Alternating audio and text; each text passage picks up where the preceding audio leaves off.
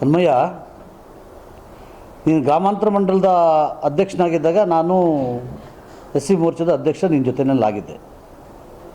But ನಿನ್ನ ಒಳ ಅಂತರಂಗ, ನಿನ್ನ ರಾಜಕೀಯದ ತೀರ್ಮಾನಗಳು, ಸಾಮಾಜಿಕ ನ್ಯಾಯ, ಸಮಾನತೆನೂ ನಾನೆಲ್ಲನೂ ಬಲ್ಲೆ, ಭಾಳ ಹತ್ತಿರವಾಗಿ ಬಲ್ಲೆ ನಿನ್ನೇನು ಅಂತ. ನಾನು ಇವತ್ತು ನೀನು ಈ ಕ್ಷೇತ್ರದ ಶಾಸಕರ ಬಗ್ಗೆ ಮಾತಾಡ್ತಾ ಇದೀಯಾ, ಈ ಕ್ಷೇತ್ರದ ಎಲ್ಲ ಜವಾಬ್ದಾರಿನೂ ನಮ್ಮದೇ ಅನ್ನೋ ಮಟ್ಟದಲ್ಲಿ ನೀನು ಮಾತಾಡ್ತಾ ಇದೀಯಾ. ಇದು ಎಷ್ಟು ಮಟ್ಟಿಗೆ ನ್ಯಾಯ ಇದೆ ಅನ್ನೋದನ್ನ ನಿನ್ನ ಮನಸ್ಸಿಂದ ಅರ್ಥ ಮಾಡ್ಕೊ. ಉದಾಹರಣೆ ಒಂದು ಕೊಡ್ತೀನಿ.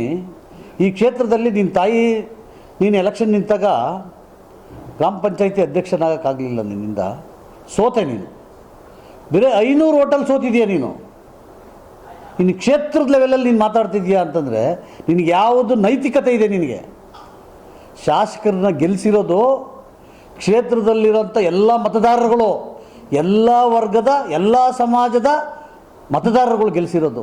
ಏನು ನೀನು ಮಾತಾಡೋದು ಸೈಡ್ ನೋಡಿದ್ರೆ ನೀನೊಬ್ಬನೇ ಇಡೀ ಕ್ಷೇತ್ರ ಕಂಟ್ರೋಲ್ ಮಾಡಿ ನೀನೊಬ್ಬನೇ ಗೆಲ್ಲಿಸಿದೀಯಾ ಅನ್ನೋ ಥರದಾಗ ಹೇಳ್ತಾ ಇದೀಯಾ.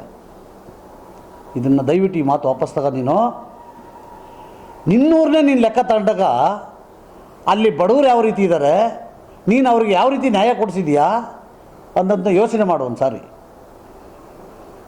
ಇದೇ ನಿನ್ನೂರಿನ ಜಾಗನ, ದಲಿತರ ಜಾಗನ ನೀನು ಹೊಡ್ಕೊಂಡು ಅಲ್ಲಿ ಕಾಂಪೌಂಡ್ ಹಾಕಿ 94C ಅವ್ರ ಹೆಸ್ರಿಗೆ ಹಾಕಿ ನೀನು ಮಾಡ್ಕೊ. ಬೇಸ್ಮಟ್ಟದ ಕಾರ್ಯಕರ್ತ ನೀನು ಹೆಸರುಘಟ್ಟದಲ್ಲಿ ನಾನು ನೀವು ಎಲ್ಲ ಇದ್ದಾಗ, ನಾನು ನೀನು ಕ್ಲಾಸ್ಮೇಟು.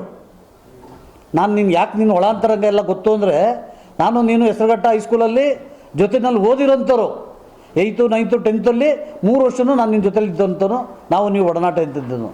ನೀನು ಯಾವ ಮಟ್ಟಕ್ಕೆ ಕ್ಷೇತ್ರದಲ್ಲಿ ಕೆಲಸ ಮಾಡಿದೆಯಾ, ಏನು ಮಾಡಿದೆಯಾ ಅಂತೇಳಿ ಎಲ್ರಿಗೂ ಗೊತ್ತಿದೆ. ನಾನು ನೀನು ಮಂಡಲದ ಅಧ್ಯಕ್ಷ ಆಗಬೇಕಾದ್ರೆ ಶಾಸಕರು ಇಲ್ದಂಗೆ ನೀನು ಹಾಕೋಕ್ಕಾಗ್ತಿರ್ಲಿಲ್ಲ.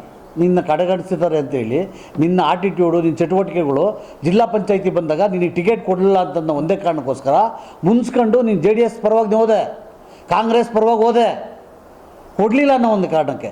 ಇದು ನೀನು RSS ಕಾರ್ಯಕರ್ತ, BJP ಕಿರೀಟ ನಿನಗಿರಲಿಲ್ವಾ? ಸಾಹೇಬರ ಬಗ್ಗೆ ನೀನು MLA ಸಾಹೇಬರ ಬಗ್ಗೆ ನೀನು ಕಿರೀಟದ ಬಗ್ಗೆ ಮಾತಾಡ್ತೀಯ.